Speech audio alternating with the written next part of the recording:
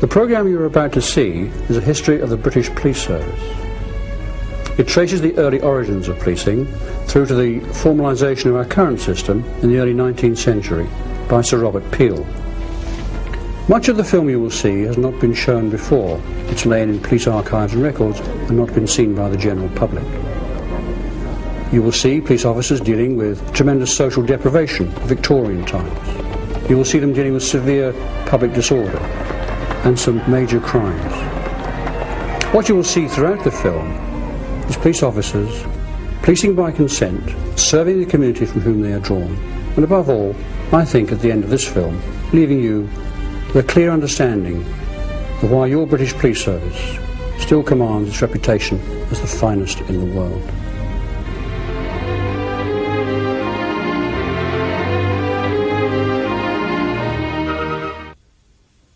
Over 1,000 years ago, Anglo-Saxon kings ruled over Britain and expected the people to keep good order, which they called keeping the peace. Citizens were responsible for seeing that the law was not broken, and if it was, to catch the offenders themselves, or they risked receiving a fine. In time, it became the duty of every free citizen to take his turn as a local parish constable, serving for a year. The position was unpaid, and he was expected to combine his ordinary work as best he could. He had no uniform, but carried an official staff of office. The duties were not popular and often unpleasant, with the constable having little chance to do his normal job properly. Over the years, the population increased and communities grew larger, so that policing, even at a local level, required constant attention. Consequently, well-to-do citizens with trades or businesses began to pay others to take over their policing duties. In 1663, the City of London began to employ paid watchmen to guard the streets at night. These men came to be nicknamed Charlies, possibly after the sovereign of the time, Charles II. The type of equipment they carried included a rattle, a lantern, and a staff, which provided their only form of self-defense. The tiny sums paid to them attracted men who were old and weak. Nevertheless, they were probably the most effective night police anywhere in the country until the end of the 18th century.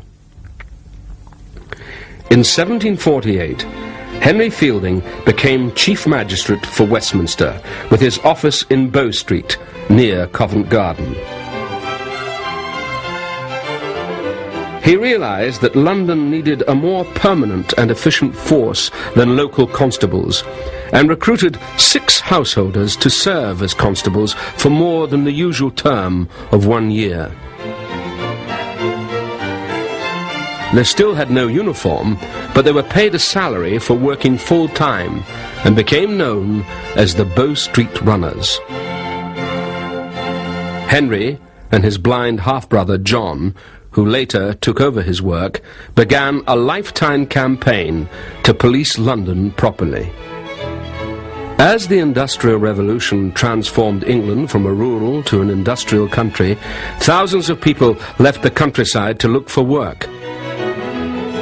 And towns like Birmingham and Manchester grew at a staggering rate. Enormous numbers could not find employment and lived in the most appalling slums,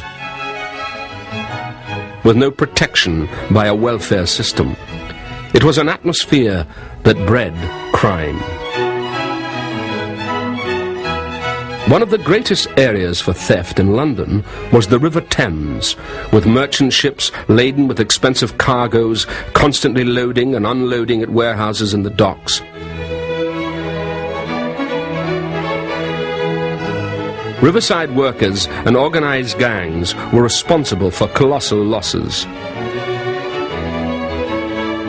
A sea captain named John Harriot and a London magistrate, Patrick Colquhoun, devised a scheme for policing the river and persuaded merchants to pay for a marine police force, which started operating in 1798. The 60 or so salaried officers were armed with cutlasses for self-defense and operated from rowing boats. They soon became a respected law-keeping force and grew to be the largest regular professional police force of the time, joining the Metropolitan Police in 1839. The success of the River Police encouraged the growth of the Bow Street Police, and the Bow Street Horse Patrols were revived in 1805. In a typically British way, both Parliament and people distrusted the idea of a uniform professional police force and resisted any such move because of the threat to individual freedom. But attitudes were soon compelled to change. A great period of social unrest enveloped the country and culminated in a number of severe riots. In 1819, a troop of yeomanry charged a peaceful mass meeting of 60,000 weavers in St. Peter's Field in Manchester, killing 11 and wounding over 500. When rioting occurred, the local authorities called in the army, who were not trained to cope with riots and crowd control. The Peterloo Massacre, as it came to be known, helped accelerate the process of change towards the introduction of a professional police force. Sir Robert Peel, a skillful politician, became Home Secretary in 1822 and carefully made police reforms without arousing the public fear of intimidation. He believed in crime prevention rather than relying on punishment as a deterrent. In 1829, legislation was passed by Parliament to establish the Metropolitan Police in London, a single force for an area roughly within a circle of 7 miles from the centre of London. Colonel Charles Roane and Richard Mayne became joint commissioners with their headquarters in 4 Whitehall Place, known as Scotland Yard. The police constables wore deliberately civilian-style top hats and blue swallow-tail coats, and carried wooden truncheons and a rattle which they used to raise the alarm and call for help. Called the New Police, they also gained the nicknames of Peelers and Bobbies, after Peel. Recruits to the new force had to be under 35 years of age, be in good health and strong, and be at least 5 feet 7 inches tall, as Peel wanted his force to be a really good body of men. The Bobby was to be calm, quiet, and determined, as well as bold when he had to be, but above all he had to learn to keep his temper, however much he was provoked. Every recruit joined at the rank of constable, and promotion would only be given to those who earned it. From the beginning, the police force was a great success, but it took time for the public to accept the idea, and many brutal attacks were made against policemen. Reform was not limited to London, however. Other towns, such as Manchester and Cardiff, were actively forming their own police forces. One of the pioneer cities for the introduction of professional police was Glasgow, which has a claim to being the oldest police force in Britain, having paid policemen as early as 1800. In Ireland, Dublin and Belfast had formed town police forces by 1787. And in the same year, the baronial police began operating a body of untrained, part-time police over most of rural Ireland. The Constabulary Act of 1822 established a centrally controlled professional police force, which developed into the Constabulary of Ireland and then into the Royal Irish Constabulary in 1867, becoming the model for a number of colonial police forces throughout the world. When the government changed the way towns and boroughs were governed in the 1830s, they made it compulsory for every local authority to provide a professional police force. Some set up forces on the London model, but many rural areas were reluctant to meet the expense. Inspectors were appointed to visit every force and assess the standards to see if they would qualify for a government grant to help meet the cost. The lifestyle of the Victorian policeman was particularly harsh, and the pay was poor, about the same as a farm labourer, although it was better in some city forces. A constable would work to a system of shifts, which would mean 6 or 7 hours on days, evenings or nights. Until 1868, he worked 7 days a week with no rests, which meant that many men became too ill to work. He walked his beat, patrolling the streets or lanes and meeting up with his beat sergeant at pre-arranged points, which was a kind of clocking-in system. The rural policeman was assigned to a village, and a special house was provided for lodging. They tended to integrate better within the community and became trusted and popular. However, the low pay tended to attract unskilled and uneducated people, and the public image of the average police constable was of a worthy but rather thick Mr. Plod. A major problem of the time was drunkenness amongst the public and the police themselves. Many of the original peelers were dismissed within 10 years for being drunk on duty. As well as arresting drunks, the constable had to cope with all manner of public duties, including fighting fires, breaking up fights, petty felony, as well as serious crime. The new police tended to be essentially thief catchers, not detectives, and they were often hindered by their uniform, which had to be worn even when off duty, and contained some diverse regional variations. Essex are obviously proud of their traditions. This uniform has to do with a senior officer of the late Victorian period. The hat's a kepi, which was a French type hat, but a working hat for the police, whereas ceremonial occasions they'd have worn helmets. You'll notice on the collar that I'm wearing there are crowns. All ranks wore crowns. This had nothing to do with the modern practice of a superintendent using a crown. Constable would have had the same crowns as this inspector, and this is an inspector's uniform. Glasgow Police appointed an officer to perform plainclothes duties early in the 19th century, and by 1887 the Glasgow Detective Department was considered to be the best in the country. In 1842, Commissioners Rowan and Main started a detective department at Scotland Yard, initially with 2 inspectors and 6 sergeants. Revelations of abundant corruption led to a shake-up of the force in 1878, and the detective branch was renamed the Criminal Investigation Department, or CID, as it's commonly known. By the end of the century, it had a strength of about 800 men. To assist the detective, Sir Edward Henry, Assistant Commissioner of the Metropolitan Police, set up the Fingerprint Section at New Scotland Yard, which became home of the National Collection, soon exceeding some 70,000 prints. By 1904, newspapers had reported of this potent new weapon in the fight against crime, a tool which is still vital today.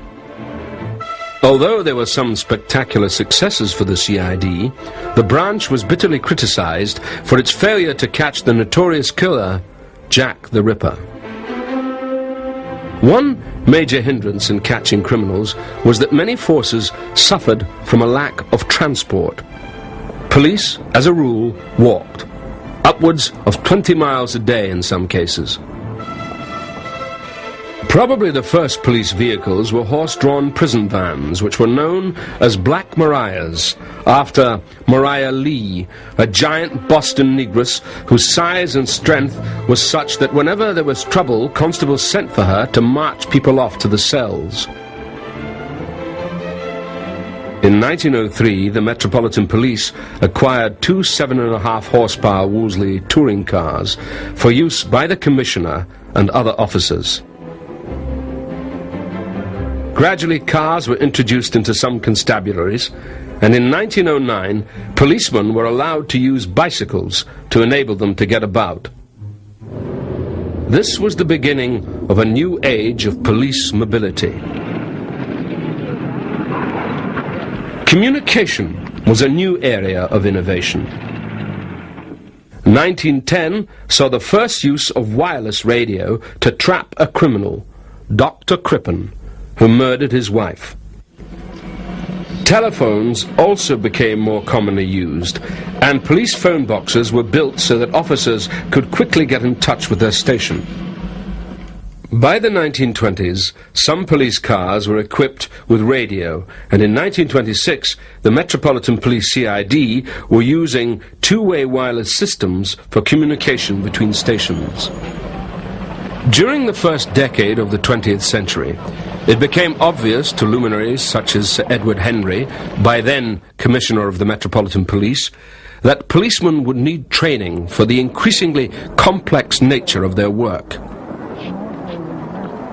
Even from the last century, police forces had been expected to train their own recruits, though there is no evidence that much training was ever given. The Royal Irish Constabulary was a pioneer in this field, with special education and training classes starting as early as 1899. By 1907, Peel House Training School was opened in London to train recruits in all the areas of police work. Another social problem that affected policing at the time was the women's suffrage movement, which was becoming increasingly militant. After chaining themselves to railings to get attention, they turned to smashing windows, setting fire to pillar boxes, and even bomb attacks. A particular violent episode in the history of British policing was the famous Sydney Street siege of 1911. Armed detectives arrived at number 100 Sydney Street in the East End looking for 3 anarchists who had already killed 3 policemen. A gun battle began which involved over 1,000 armed troops and police. The Home Secretary, Winston Churchill, had called for reinforcements, which included Scots Guards from the Tower of London, who arrived with a Maxim gun and a contingent of Royal Horse Artillery who came with 2 13-pounders. The anarchists appeared unharmed until just after noon, when some smoke appeared from the chimney of the house they were firing from. The fire brigade was called, but Mr. Churchill refused to allow them to intervene. The house burnt down, and afterwards 2 charred bodies were recovered. But one of the men, Peter the Painter, was believed to have somehow escaped. The problems the police faced changed abruptly with the advent of the First World War in 1914. As the war progressed, all police forces suffered a loss of experienced men who joined the armed forces. The void was filled by special constables, unpaid volunteers who performed many of the dangerous tasks that ordinary policemen took for granted. The Special Constabulary was an arm of the police which originally was only called upon in times of dire emergency. Under the command of Sir Edward Ward, a large force of specials was gathered to help on the home front during 1914. Tasks included guarding vital installations, stopping anti-German riots, directing traffic, and even manning anti-aircraft defenses against Zeppelin raids. The specials performed their duties superbly, and after the war, a special bar was struck to be worn on the Special Constabulary Long Service Medal, bearing the words, "The Great War, 1914-18. It was also a time when women came forward in their millions to fill the gaps in the factories and other industries and to do their bit for the war effort. Women volunteered to take the place of policemen in some of the bigger cities, and by 1916 there were a small number of full-time police women. The suffragettes applied to become special constables, and under the leadership of Margaret Damer Dawson, the Women's Police Volunteers was formed.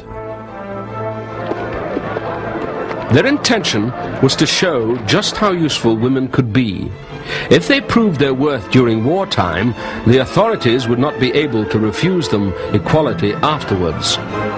Another body, known as the National Union of Women Workers, organized patrols to watch women's interests at military camps, railway stations, and anywhere else where licentious soldiers were likely to gather.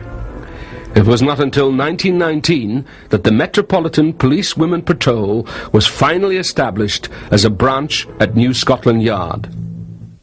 I think the main difficulty was the fact that most of them had no power of arrest, and so if they wanted to arrest anyone they had to go and find a policeman, which made things rather difficult.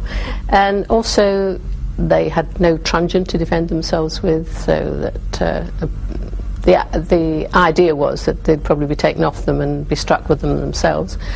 They had no representation from the Police Federation, who refused to recognise them, not until after the Second World War for England and Wales. And they had to resign on marriage. In 1923, women in London were sworn in as constables and given the power of arrest. Outside London, some provincial forces also took women into the force at an early stage, such as Birkenhead and Glamorgan. The effect of the First World War did nothing to stop the dissatisfaction the police had over the issue of wages. During the course of the First World War, the cost of living doubled, but police pay stayed as low as ever. Trade unionism was on the increase generally, but the force was not allowed a trade union. So consequently, a strike was called on the 30th of August 1918, although the war was still taking place. Traffic chaos was avoided thanks to bus and taxi drivers who did point duty during the rush hour, and prisoners were even taken to court in taxis instead of black Mariahs. The demand for a union was denied. However, they did receive promises of better pay, pensions, and children's allowances. A second strike took place in July 1919, which led to serious crimes being committed in Liverpool, where one man was killed when troops opened fire to control looting. The outcome of the striking was that a union was not allowed, but a police federation was permitted, and pay was increased by about 30%. With it, the status and public image of the police grew. The various striking incidents highlighted the usefulness of horses in crowd control, and in the 1920s, a mounted training school was opened in Imber Court in East Moseley, Surrey. This was on the initiative of Lieutenant Colonel Laurie, who had joined the senior ranks at New Scotland Yard after military service in the cavalry. Horses had been effective with the Bow Street Horse Patrols and against the Chartist rioters, and several forces had initiated mounted branches. In 1900, the Chief Constable of Manchester had sought permission to establish a mounted unit, and Manchester also developed a role for a mounted special constable at a time of great shortage of regular officers. As well as helping to quell rioting, the police horse was used to supervise traffic and as a symbol of authority.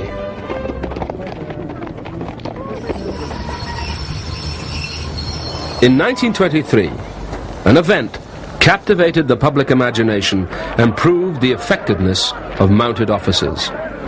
The FA Cup final between Bolton Wanderers and West Ham attracted 200,000 fans to Wembley, and the ground soon became dangerously overcrowded.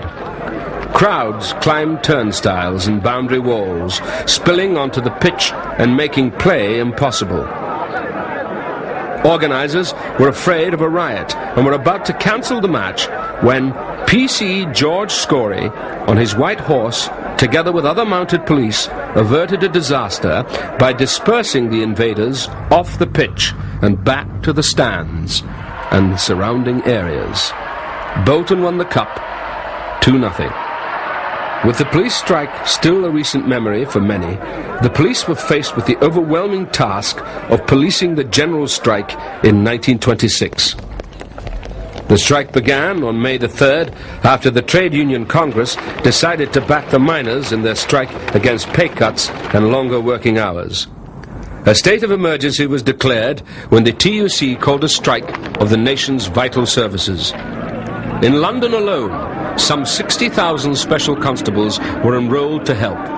There were mainly volunteers who came from the middle classes, students, ex-officers and retired managers who saw the strike as a threat. There was not the expected violence, but in some areas the police were obliged to make baton charges and make arrests. There were instances of small numbers of police patrolling in all kinds of private vehicles, and police sitting beside bus drivers, themselves volunteers, protecting them from violent attacks by strikers. In 1930, police technology was becoming increasingly sophisticated in the bid to stop crime. The information room at New Scotland Yard, which was opened in 1934 thanks to Commissioner Lord Trenchard, was now fully operational. Similar information rooms were set up by many other large forces throughout the country, and they became clearinghouses for important information on specific areas. Regional transmitters were also constructed all over the country so that wireless cars could patrol in direct communication with their station. In 1937, the 999 emergency system was introduced in London, which cut police response time to incidents dramatically. The receiving end of the 999 call. Speeding up the war against crime, a new information room to deal with emergency calls is opened at New Scotland Yard by Sir John Knott Bower, Commissioner, Metropolitan Police. Demonstrating the new system, here's a 999 call just being made. The woman has spotted housebreakers. Police Scotland Yard. Yes, madam, this is information room. Your place has been broken into. The result of all this new technology was that police time was not wasted, and their response time to get to incidents was much quicker, thus solving and stopping more crime.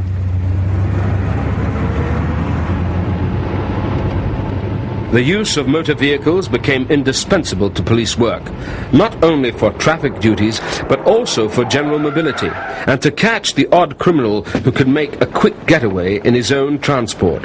Police vehicles began to be fitted with fire bells, which the police called gongs, to warn the public of their presence when answering an emergency call. The efficiency of motor patrols will not be judged by the number of convictions. We will be judged by the effectiveness of the manner in which we carry out our duties. You will now hear the police signal, which will be used only rarely and in an emergency.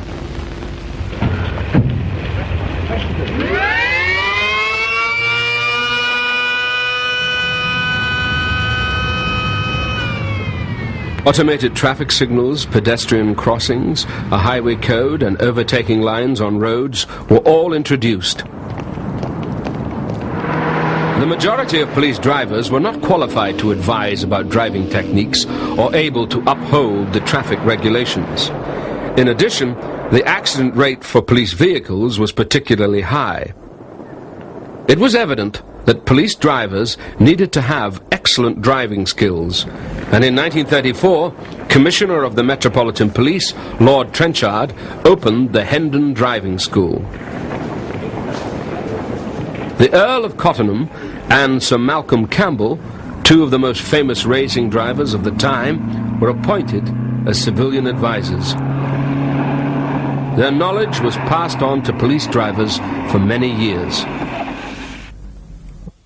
By 1933, there are almost 3 million unemployed, 1 in 4 of the working population, One politician who developed his own solution to the severe economic crisis was Sir Oswald Mosley, whose use of violence during meetings and marches was deliberately provocative. Mussolini has shown to the world a dynamic genius which has revitalized a nation. Hitler and the German movement now have the opportunity to emulate that achievement. He blamed the subsequent disorder on Jews and communists, or red agitators from the ghetto. The thuggery, which became a familiar element in Mosley's British Union of Fascists demonstrations, resulted in greater police control over demonstrations and the cabinet rushing through a public order bill, which gave the police power to ban political demonstrations likely to cause disorder. The Hendon Police College was founded by Lord Trenchard in 1934 to deal with all aspects of police training, from those joining the force to those wishing to specialize within it. One of the centers opened at this time was the CID Training School. An ace detective every day. This is the output aimed at by the Hendon Detective School. High priority in a detective's training goes to the identification of suspects with only a description to rely on. In this school, special attention goes to eye, brain and muscle coordination as part of Scotland Yard's master plan for combating the crime wave. This is the way to tackle an armed man. Stick it up.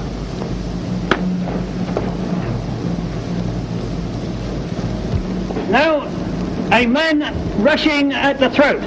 It looks too easy, but try it. It always works.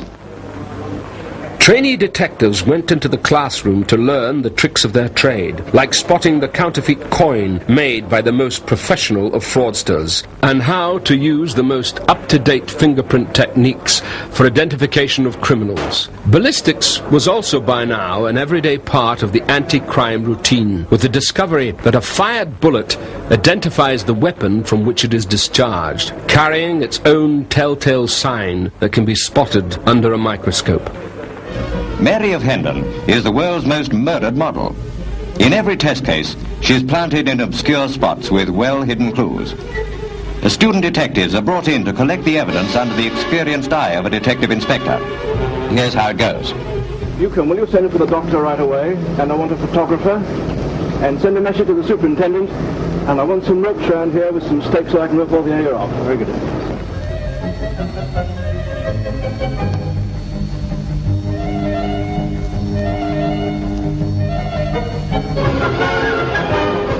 The discovery of the footprint of the man who struck poor Mary down calls for the taking of a plaster cast. After an initial spraying, plaster of Paris is poured into the depression. Left to harden, it picks up every detail of the murderer's shoe.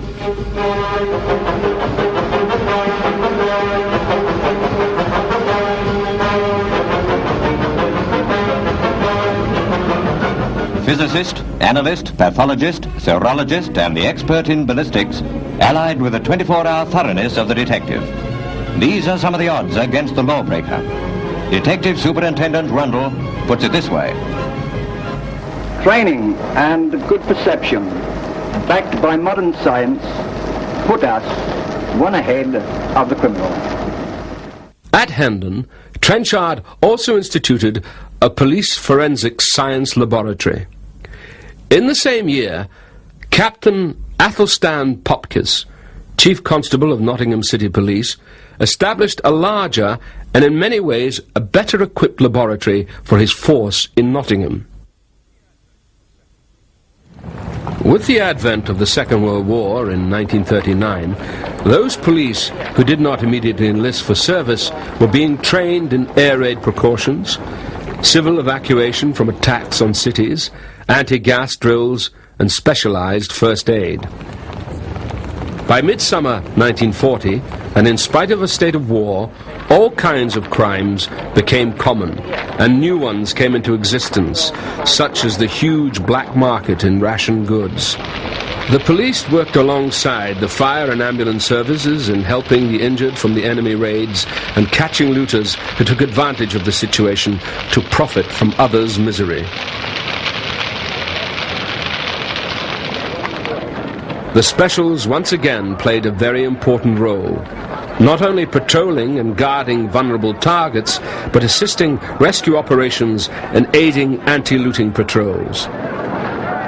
Before the war reserves can take over their full duties, they must brush up their training. A policeman must always be courteous. He must never lose his temper. Come on, get it quick time. Quick time. Come on, settle down. Settle down. He's up here. Come on, up. Get right dressing. Hey! Now, I am going to be the driver of the motor car. What is the first question? Who is the registered owner of this vehicle? Quite right. It must never be assumed that the driver is also the owner. Presently the tempo of the war quickens, and more than ever the people come to the police station to clear up their worries and personal problems. Oh, officer, I've just heard that my husband is a prisoner of war. Could you tell me how I could send him officer, to counsel? I understand you want weapons of war. Yes, madam. That's good.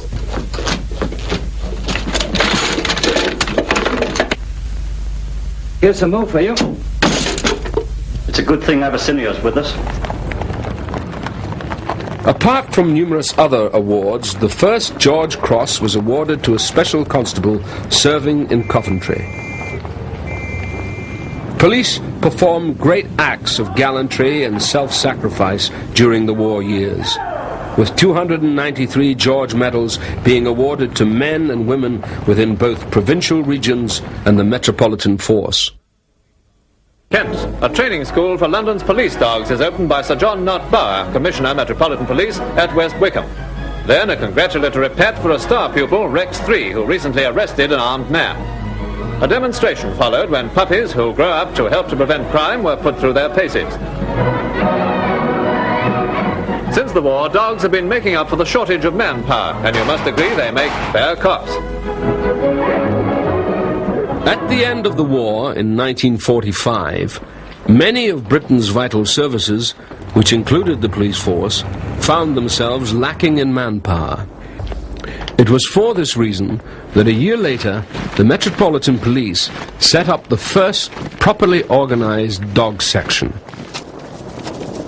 Their usefulness in a wide variety of policing duties had been known for many years, and in 1954, the Met opened the first police dog training school.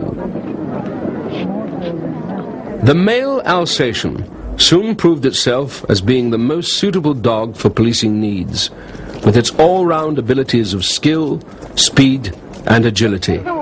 Only 1 in 20 puppies show the temperament and physical requirements for the initial 13-week training course, which they begin when they are 1 year old. Stay. You. Up. Stay. Good boy. Let me remind you. Becoming a dog handler is an equally difficult job, requiring hard work and a 24-hour commitment. You have proved yourself. The dogs are trained to be potentially dangerous, and it is essential that the handlers can stop them with their voice and keep up with the 8 stone of dog straining on their arms while running through woods and climbing over fences. The ideal dog handler, in the eyes of many forces, is a mature officer with several years' service, married, with a family and a home which is spacious and secure enough to prevent problems with the neighbors. Bringing a dog up in a family atmosphere is all part of the training, teaching the social skills necessary for dealing with people in the streets. During the police dog's usual 8-year period of service, he will often stay with the same handler, and the bond built up between the two can become very great indeed. Another important area of policing that benefited from advances made during the Second World War was the development of river policing, and in 1948 the Thames River Police celebrated their 150th anniversary. 150 years ago, the Thames River Police Force was formed, and in honour of the historic occasion, an old-time pageant and review were staged, and the handsome banners of the city livery companies were a decorative feature. Bloodthirsty pirates aped those days of long ago when the banks swarmed with thieves and rogues and plunder was the aim of them all. They were times of terror which disturbed the peaceful life of old Father Thames. But in 1800, they knew how to deal with offenders, and this ruffian was soon taken to task. Regional police forces, over the years, have learnt to adapt to the specific problems of their own regions, such as the Oyster Fleet Police in Essex in the early part of the century. River police divisions have amalgamated and merged resources over the years, so that now there are approximately 10 marine police forces throughout the country.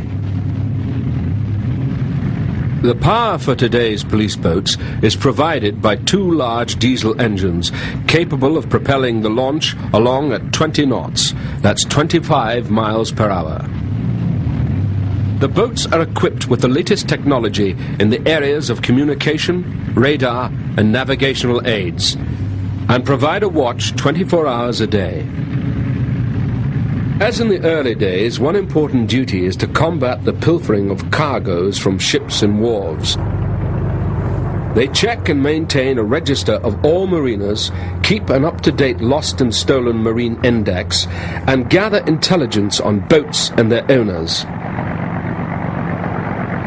The marine police today are in close working contact with customs and excise, the Coast Guard and other police marine sections.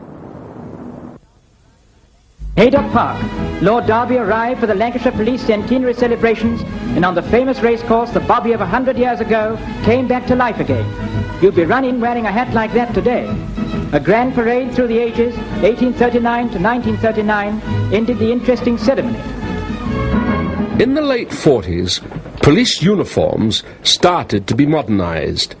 Tunics with dog collar became V-necked, and the modern collar and tie was introduced. This changeover took some forces to the late 50s to complete, and numerous alterations for both male and female officers have occurred since. The policeman's number, which had been on the collar of the high-neck jacket, was moved to the epaulette. One recent change in uniform has been that officers no longer have to wear a coat or tunic when out on patrol. They may wear shirt sleeves. In order for the police to distinguish themselves from other services, the Scottish police, as early as 1932, came up with the idea of the black and white checkered hat band. This worked surprisingly well, and with the amalgamations in the late 60s and early 70s, was adopted by the police in England and Wales. The City of London Police has kept its own treasured identity with a red and white diced band.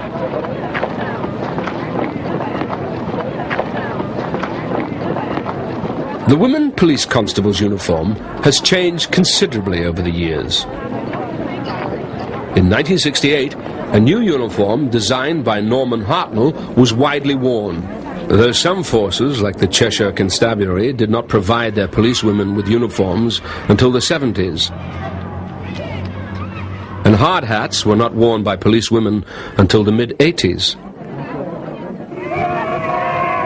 Local taste remained a key to helmet design well into the 60s. Since then, constabularies have adapted either the Centurion Ridge or the standard helmet, although there were some innovations tried out in helmet design that didn't quite take off. Grim reminder of the night of terror when the great floods ravaged Lynmouth last August is a memorial notice board marking the spot where 2 Australian girl visitors were swept away, together with the house in which they stayed. Lynmouth today is a proud village, as 3 policemen received decorations for outstanding bravery. The British Empire Medal for Police Constable Stanley Pavey, who within sound of the West Lynn River speaks of his award. I would like to say how very pleased and proud I am to receive the British Empire Medal, and I'd like to feel that this is given to me on behalf of the numerous other people who did such splendid work on that awful night. And a young village policeman, Derek Harper, is named a George Medal hero after saving 10 lives. The honour of the George Medal has been bestowed upon me, and I do deem it a very, very great honour, both for myself and for the Devon Constabulary and police forces as a whole.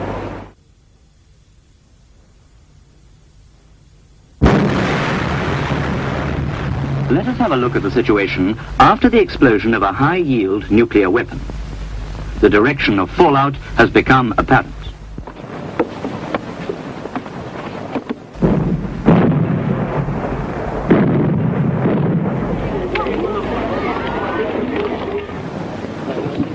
Civil defence was still an issue in the 60s, despite the end of the Second World War 2 decades earlier.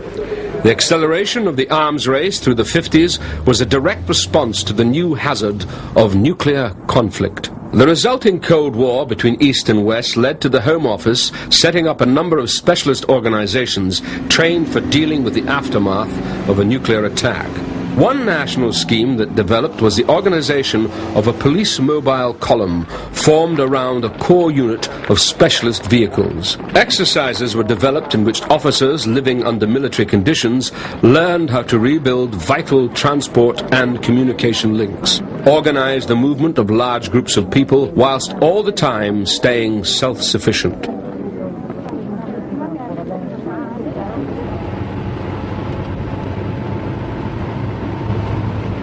In 1970, women police constables were finally fully integrated into the police service.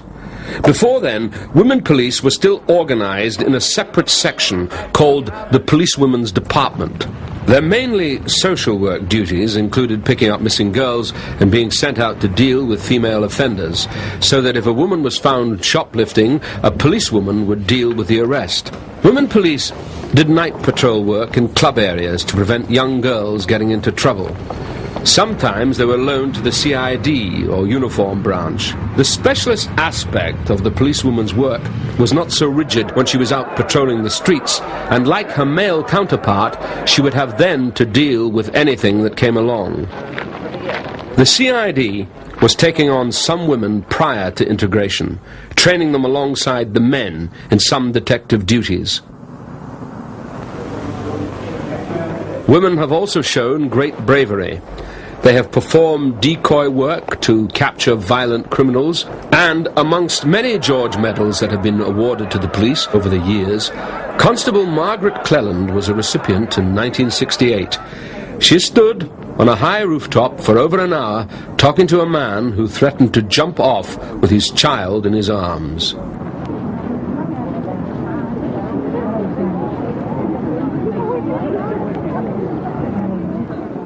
When integration arrived in 1970, the Policewomen's Department was abolished and the term Woman Police Constable, WPC, introduced. WPCs would now be trained in the same way as men and do the same sort of jobs. Policewomen nowadays are responsible for a wide range of police work. Although it is still difficult to get into the more macho departments, women can be seen on the front line at violent demonstrations.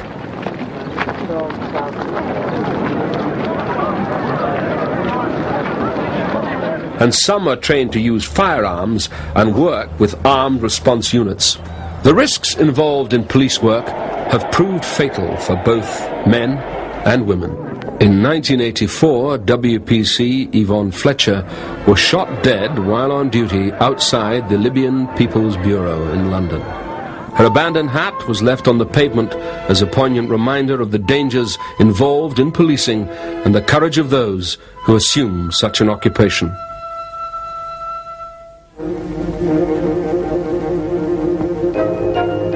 Pay-as-you-go parking has come to London's West End, and the Parliamentary Under-Secretary to the Ministry of Transport, Mr. Nugent, set the new parking meter scheme in operation. In goes his sixpence, and he's free to stay for 1 hour.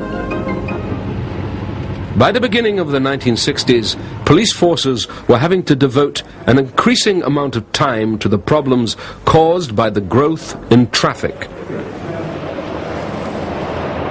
There had been a general increase in traffic after the Second World War, which encouraged most forces to set up their own special traffic department. From the late 40s, a popular motorcycle for police patrol work was the Velocette, which quickly became known as the Noddy bike and served the police until the late 1960s. The fast growth of Britain's motorway networks in the 50s and 60s led to the requirement of more powerful vehicles, formed into units that often breached several neighbouring constabularies.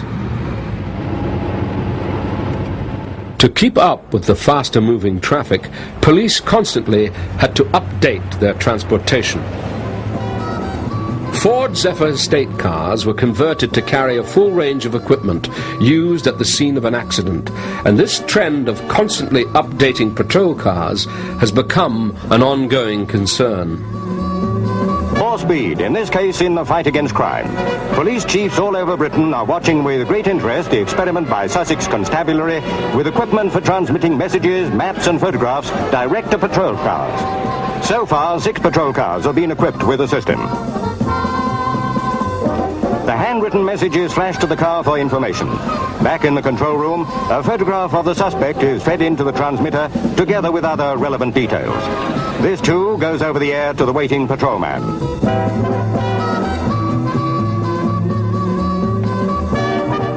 The advances in police mobility, together with breakthroughs in communication, started to revolutionize the nature of policing in the 50s and 60s.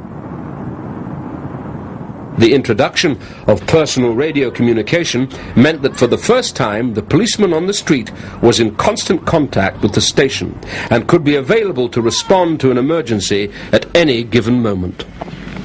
Constable Gray, Unit 6A for duty, Sergeant. Sergeant Thompson receiving. Reporting on duty, Sydney Road. Anything for me? Mr. Stead of 37 Lime Avenue collect his dog from the station. Wilco.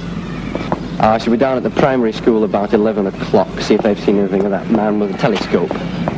The pre-arranged beat pattern that the constable always followed could be abandoned and replaced by a discretionary beat. The new personal radios, known as bat phones, and the new police panda cars completely changed the face of policing. In the late 60s, the new system known as unit beat policing was introduced and involved the formation of small, well-equipped units policing small sections within a station's area. A constable would patrol with his bat phone in conjunction with a police car equipped with two-way radio. They allowed an officer to travel quickly from one part of his patch to another. Then there was an experiment with putting all police into cars, but it was a dismal failure. At a stroke, the close contact between the police and public was destroyed as the officer became totally isolated from the community he served. By the mid-70s, many of the old foot patrols were reintroduced in an effort to forge better relationships with the public. During the 90s, the Met went one step better and experimented with the reintroduction of bobbies on bicycles. This development was as much a result of London's growing traffic problems as it was a response to the need for increased community relationships.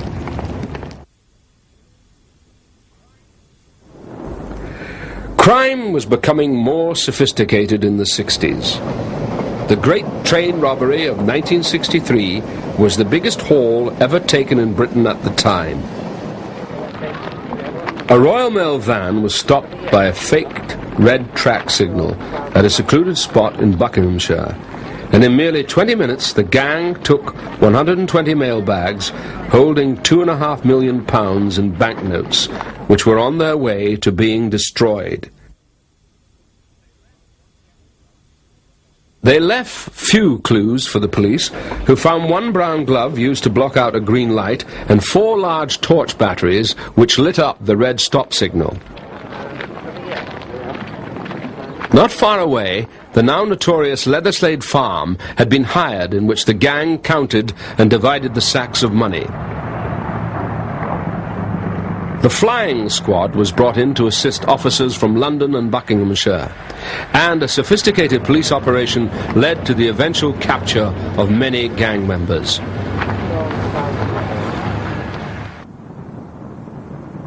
In 1966, the nation was shocked by the violent shooting of 3 policemen in Shepherd's Bush. Christopher Head and David Womble were shot whilst approaching suspected underworld gang members they had been following. PC Geoffrey Fox was shot as he sat at the steering wheel of his police car in front of a group of young children who had been playing in the streets. And then another man got out of the car and started running on the road, and he shot him through the head. He shot the man who was already down through the head. What happened then? and then he smashed the window, I think, and then he shot the man in the car. He had no time to radio to base, but before he died, he managed to scribble the registration number of the gang's car in his notebook. Days later, and amongst considerable media attention, the funerals took place, attended by officers from constabularies all over the country. Such was the shock and concern the killings provoked within the police service.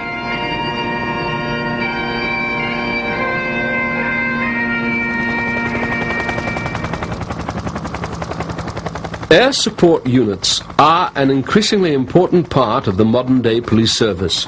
Yet the use of helicopters for patrol work have been established since the 60s.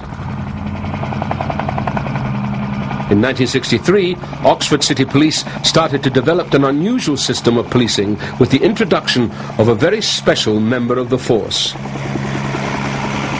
Danko, the flying police dog, was specially trained to apprehend criminals who had avoided the conventional methods of police chase. Without even having to land, Danko would be released from his specially constructed kennel and manage to surprise many an unsuspecting criminal. Regional police were experimenting with helicopter patrols over motorways as early as 1964. They made up a vital part of the new traffic division, introduced to manage the growing network of motorways in this country. For forces such as Devon and Cornwall, where there are large and often inhospitable areas to cover, helicopters are now an essential part of police equipment. Modern police helicopters can respond to incidents very quickly, such as surveying ongoing public order situations, and are equipped for such work with a system known as heli-tele, which can broadcast high-quality pictures.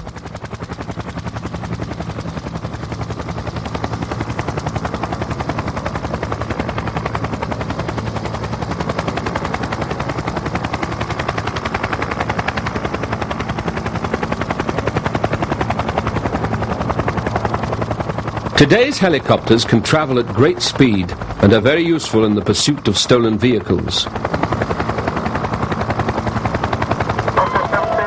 This area of crime has seen a massive increase in numbers over the past few years, with over 600,000 stolen cars in 1992 and only one-third of these recovered.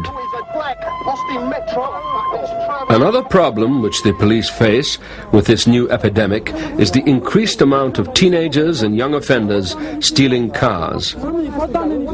Joyriding, as it is more popularly known, has led the police to develop a new range of tactics to confront this extremely dangerous trend. Traffic departments have developed special training to respond to emergency police work, which involves pursuit driving. Selected drivers, chosen for their skill, are trained to drive the more powerful cars in the higher speed ranges in situations where it is necessary to exceed national speed limits. Of paramount importance is avoiding accidents and not putting the public at risk. The motorway sections of police forces are highly trained to deal with the free flow of traffic, the reporting of serious incidents, the examination of vehicles for defects, and the supervision of drivers. This is a section of the police service where constabulary boundaries may have to be crossed, and each force cooperates freely with the other in the interests of motorway safety.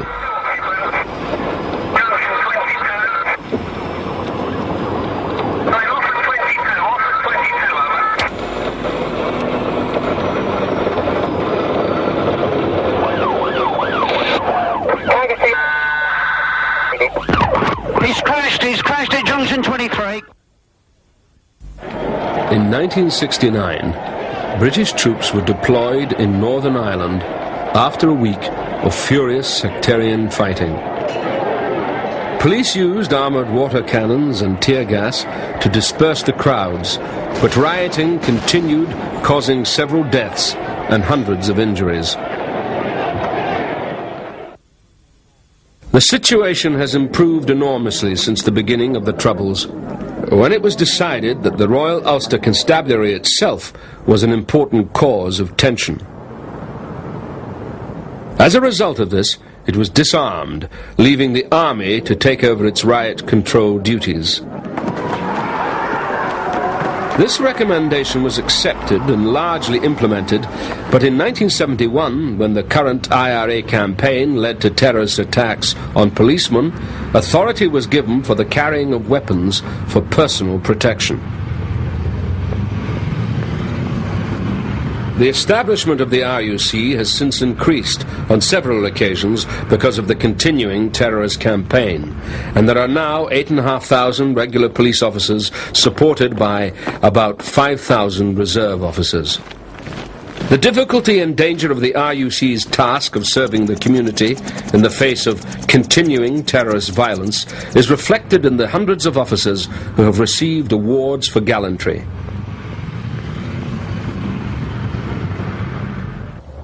Between 1969 and 1992, 286 members have been killed and 7,000 injured as a result of the security situation in Northern Ireland.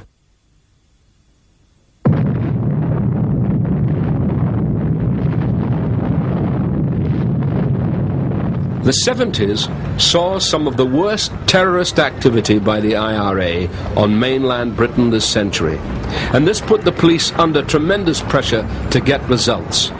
Along with explosions at tourist attractions like the Tower of London, where one woman was killed and several schoolchildren horrendously maimed, the mid-70s is infamous for the IRA bombings of pubs in Guildford and Birmingham, which were full of young people, 22 of whom lost their lives, and almost 200 were seriously injured. The Balcombe Street siege in 1975 was a result of an intensive anti-terrorist operation in central London. 4 IRA gunmen were cornered in a first-floor flat in Balcombe Street, where they were holding a couple hostage. The police immediately set up intensive surveillance activity as the Special Patrol Group, along with officers from D11 Firearms, consolidated their positions around the flat. To discourage any plans of an escape, dogs were kept within hearing distance of the terrorists and incited to bark. TV monitors were used to observe all key areas, and the balcony was watched day and night by C7 Special Equipment Unit. In a ground floor kitchen, members of C3 Photographic also kept a constant observation. Silent drills which could penetrate walls at 1 inch per hour were used to insert sound and video probes from the adjacent flat in an attempt to improve surveillance of the activity in the hostages' lounge. All items lowered into the flat were carefully positioned to force the terrorists to handle them as much as possible in an attempt to obtain fingerprints for identification. After 6 days of skillful negotiations, the terrorists surrendered and bloodshed was avoided. Since the 70s, IRA terrorism has continued to test police resources. On one day in 1982, terrorists made 2 fatal attacks on the British Army in London. About 100 people were enjoying a lunchtime concert in Regent's Park when a time bomb planted under the floor of the bandstand exploded, killing 6 members of the Royal Green Jackets military band and injuring many others. 2 hours earlier, a car bomb parked in Hyde Park sent hundreds of nails across the road as a detachment of the Household Cavalry passed by on horseback. 2 soldiers were killed and many wounded by the murderous hail, and 7 horses were so badly hurt that they had to be destroyed. The police continued to pick up the pieces. In April 1993, the City of London was blown apart by a huge IRA bomb for the 2nd time that year. IRA terrorists drove a tipper truck loaded with explosives into the heart of the capital and then successfully detonated them, causing damage estimated at £500 million. After the second outrage, the City of London police force stepped up anti-terrorist activity by setting up permanent vehicle checkpoints inside the square mile. Lack of instantly available information had always hindered the policeman's work, not just in capturing terrorists, but in all areas of policing. In 1974, the first police national computer, known as PNC, was opened in Hendon in North London and provided the larger forces with instant access to criminal records. Its first facility was a record of stolen vehicles and owners from all over the country. It had previously taken weeks to check whether or not a suspect car had been stolen, and a visit was required to the local county hall to find urgently required documents. This information could be supplied instantly, and it was soon updated to provide lists of wanted and missing persons and a vast fingerprint index. The late 80s saw the introduction of a more powerful system known as PNC-2, which now allows forces to send vital information to other constabularies. If an officer thinks a murder suspect may be trying to leave the country, he can use the computer to alert forces at airports and seaports all over the British Isles.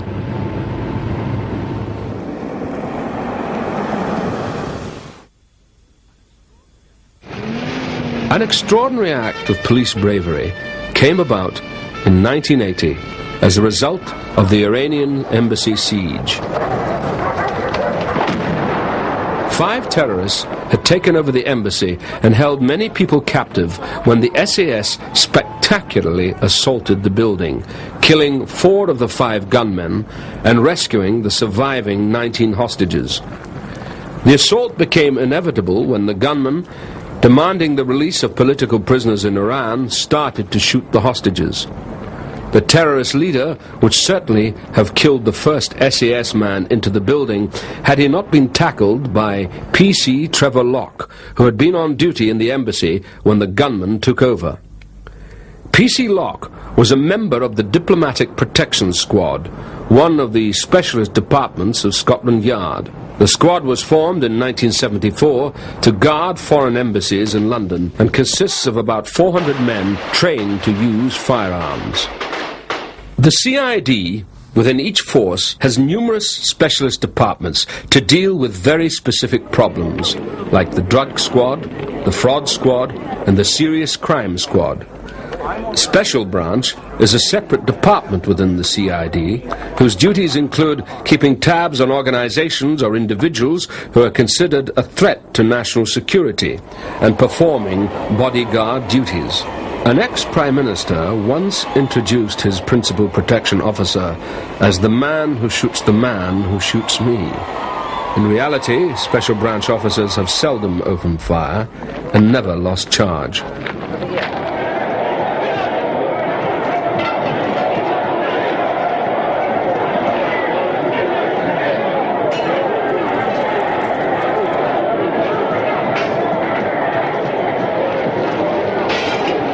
The 1980s saw some of the worst outbreaks of civil unrest this country has ever known.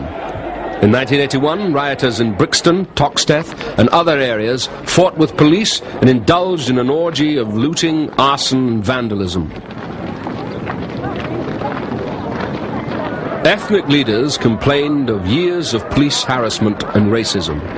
In Brixton, for example, the disorders were triggered off partly by Operation Swamp, in which the police flooded certain areas with officers exercising their power of stop and search in an effort to reduce the very high level of street crimes. The rioting became so violent and the police were so badly prepared that in Brixton they were using dustbin lids to protect themselves from missiles thrown by the youths. And in Toxteth, the police were forced to withdraw when they admitted that the mob had gone out of control. In the aftermath, Lord Scarman conducted an inquiry. His report drastically changed attitudes both to public order control and police-community relations, especially in the multiracial areas.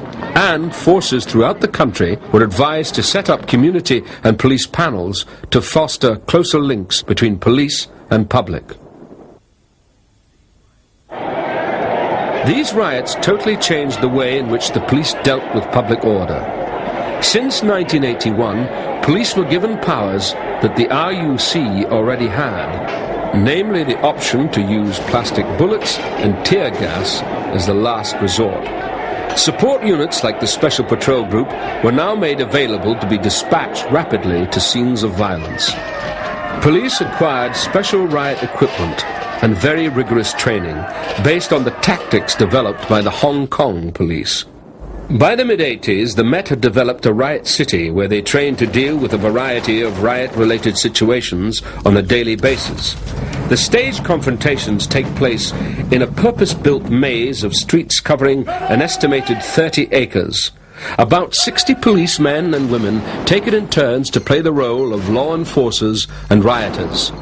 All officers in the Metropolitan Force train at the city on a regular basis, and the site remains a chilling reminder of the dangers faced in modern policing.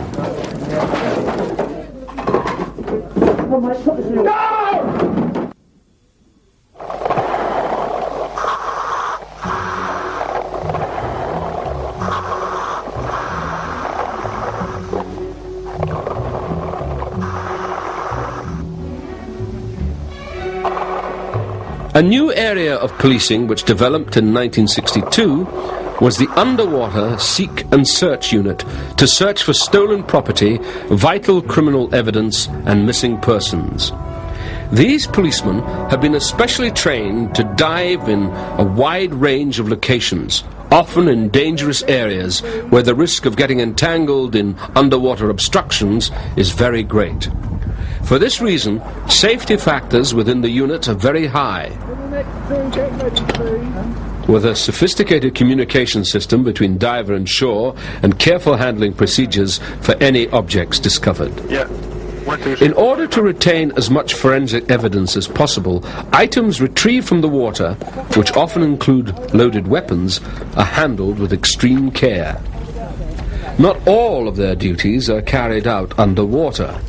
Often, the Underwater Search Unit is called to perform some of the less glamorous search duties, such as mud crawls, shallow water combing, and sewer searches.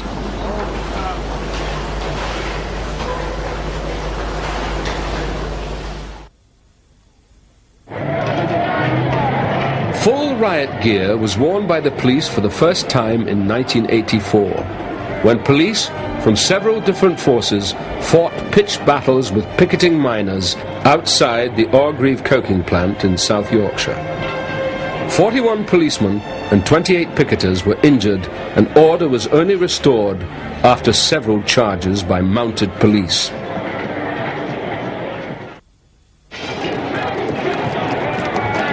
Such scenes of mounted police galloping with batons drawn caused an outcry throughout the country. The police were testing out their new tactics. Firstly, lines of police carrying long shields were on the front line, taking the worst of any missiles hurled at them. These lines then parted and released either squads of police protected by shields and batons or mounted officers. The mounted section is probably the most effective police weapon, and often the last resort when attempting to control unruly and violent crowds. The miners' strike of 1984-85 saw a major manifestation of national policing. Although each force was still independently run, a chief constable could request additional police to be sent from other districts to help his own force. These police support units travelled in minibuses with a vehicle containing their riot shields, crash helmets and food stocks. The police came to be known as Maggie's Boot Boys by the miners, who accused them of taking the side of the government and employers and of using undue brutality against pickets. Many police, on the other hand, felt that they were being used as pawns in a political game between Margaret Thatcher and Arthur Scargill. I said move. I'm saying said move. Come on, let's get moving. Get moving. Move. Get moving. Come on, go. No way. Listen, move. No way. Listen. No way. You're blocking the football. Right, arrest him then. He's under arrest. I was standing at the top side of Orgreave coking plant, at the far end of a bridge, when the riot police began to charge. One of the police officers hit me at the back of the head and shoulders with the riot shield, and I lost consciousness.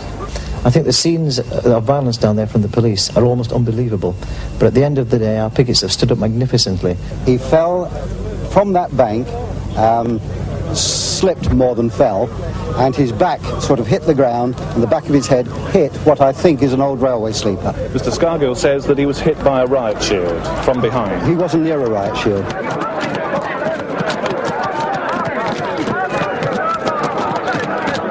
The effectiveness of the mounted branch in policing riots proved that despite modern technology, old-fashioned aids to policing are still respected.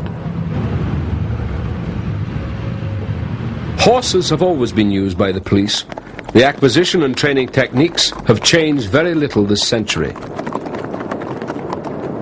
The most important factors have always been careful choice of animal at the right age and careful, patient training. This factor is equally as important for the riders who undergo a tough 8-week initial course, followed by continual training throughout their career. And the care of saddlery and kit.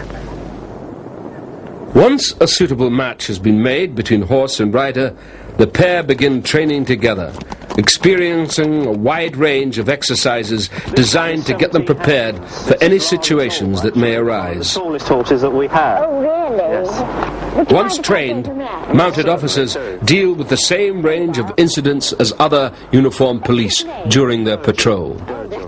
One of the many benefits of the mounted officer is that he has the advantage of height for observation. He can also go where cars cannot, and is used to search areas like rough moorland and woods.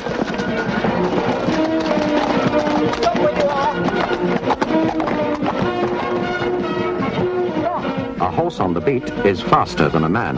Stop and stand where you are. All right. Just stay where you are. I want to speak to you regarding the property you've just taken out of that car. A mounted officer is, after all, first a policeman.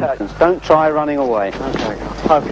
Papa Romeo from Mount... In addition to crowd control, horses perform important operational work, like policing football matches, where it has been estimated that one horse and its rider can do the work of 12 foot constables. The mounted sections also carry out escort and ceremonial work, as well as entering competitions and participating in displays and shows throughout the UK. In recent years, the mounted section's increased involvement with policing riots has led to new training being introduced. Metropolitan Police horses take a regular part in riot control exercises and are trained to deal with the very harsh realities of policing in the 90s.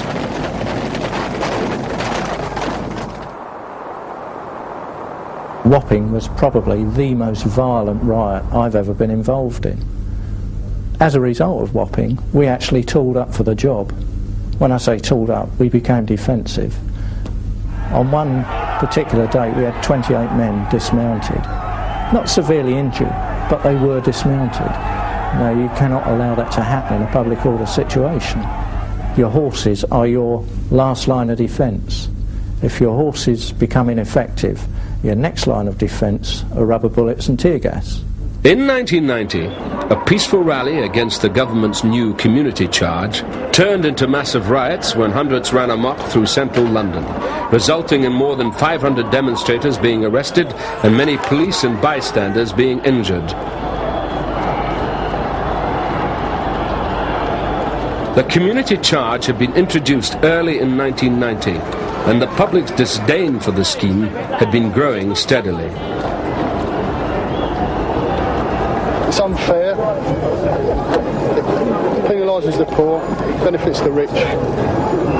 Britain in recent times had never seen such a mass rejection of a policy and this anger finally came to head on this eventful day. As it happened in the miners' strike and the civil unrest of the 80s, the police were the target for any aggressive action, being seen as the symbolic representation of government. The police, however, had suffered casualties in the 80s and were more prepared in the 90s. The majority of people who came to march that day had never protested against anything before. Such was the passion the poll tax aroused. A minority of militant groups, however, saw a great opportunity to incite the police, and the result was the worst case of civil unrest seen this century.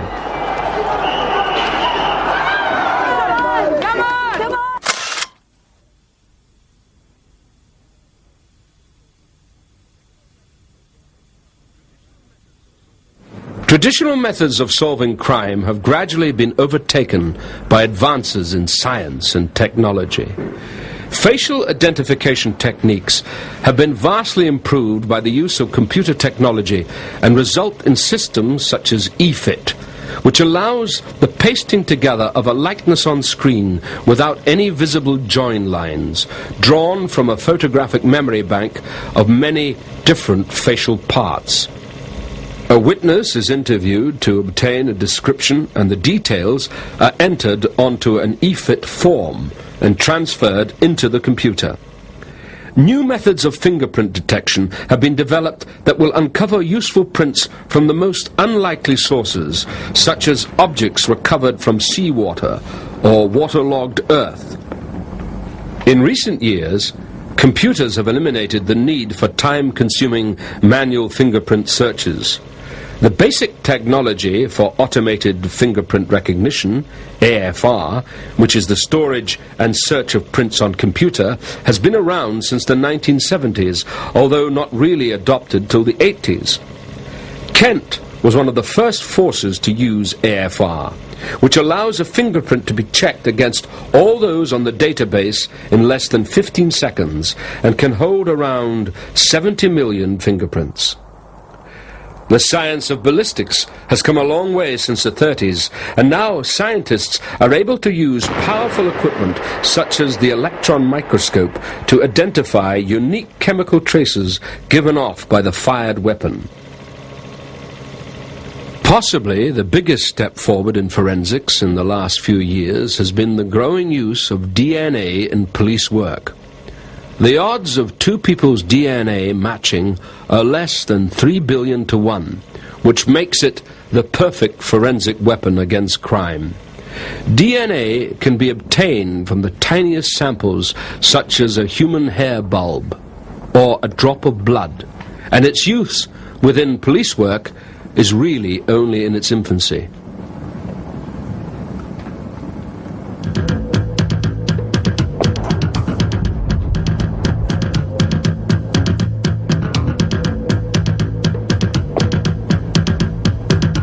Policing has always been a potentially dangerous profession, but the risks involved have increased over the years.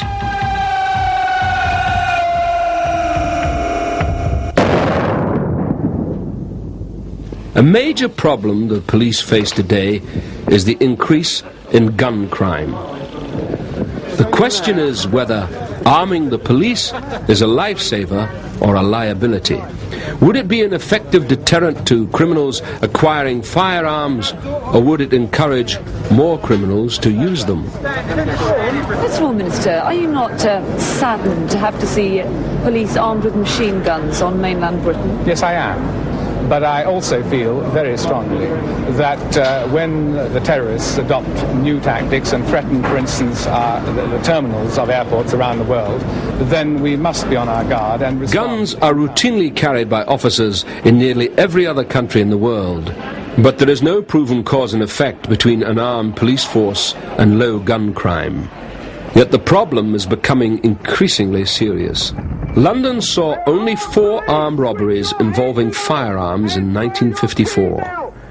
From April 1992 to March 1993, there were a staggering 3,000 armed robberies in the area, and about 9,000 nationwide. Over the past few years, the way the police handle firearms has changed considerably. On the whole, the number of officers authorized to use guns has fallen sharply, but they are trained to a much higher standard. The Metropolitan Police cut the number of authorized users by 20% in 1992, and nationally slightly less than 7,000 officers, or 1 in 20, are authorized to use firearms. These smaller numbers are trained more intensively and tend to be deployed in specialist squads, including armed response vehicles, which are available 24 hours a day and carry a range of weapons. Today, the British drugs market is a fast, expanding business which draws on massive police resources. The mid-70s saw the increased use of cannabis and the beginning of well-organized drug distribution. By the mid-80s, it had become a world of heroin, cocaine, mainline criminals, violence, and regular use of firearms. Nowadays, cocaine seizures are running at 25 times the level of the mid-80s, and the use of crack, a highly addictive derivative, is growing fast. It is an expensive habit to fund and has resulted in a wave of crime such as burglary and car theft. The Police and Criminal Evidence Act, which came into force in 1986, gave the police wider powers in street searches, but added a safeguard by requiring a full record to be made. Susie there, please. Susie who? Susie Nichols. She said she was coming up here to school. She's getting me some gear as well. What's she look like? Oh, she's got kind of, It also gave police greater powers to search people's homes or to get doctors to make body searches of suspects for drugs or weapons. Stipulations were added that interviews at police stations should be tape recorded and extended the time people could be held before being charged or released. Until he has been arrested, you will not be allowed any phone calls at all. From the earliest times, the men and women who make up Britain's police force have had to learn to put up with criticism. Such are the problems of policing a democratic society. The police, however, do not make the laws. They only enforce them, and over the last 2 centuries have adapted extremely well to the ongoing needs of the people. Britain's changing social conditions have required the police to face difficult future decisions, such as the issue of carrying firearms and the amalgamations of small local forces. Traditionally, if you look at the police service, it started off with local police forces, with local officers, policing people in distinct communities. With a small police force, you have leaders who are identifiable in that community. They have an empathy with the people they serve. And with this understanding, there is that feedback. They get to know what's happening, they get to understand people's feelings, and they also get to know if anything's going wrong in the police force. So I think that the small police force, really, at the moment, is our only way forward. The main qualities of an officer are patience, because he has to be able to chat with people, and he must have a good mouth, because that is his main weapon to protect him in times of trouble.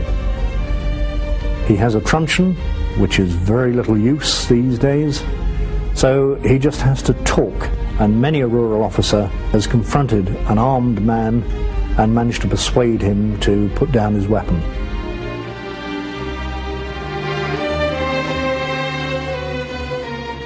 Well, I suppose most occupations have their humour and characters of their own, but the police are a little different. Many years ago, telephones, when they were first coming in about the 1890s, a telephone was put in one police station here in London, and the sergeant was heard to remark, "Next thing, we'll be getting the public ringing us up on them."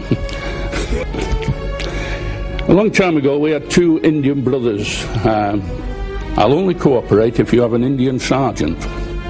So the sergeant on duty went into the back, got hold of a red and white striped roller towel, wrapped it round his head as a turban, covered his face with a bit of soot out of the oven and came back.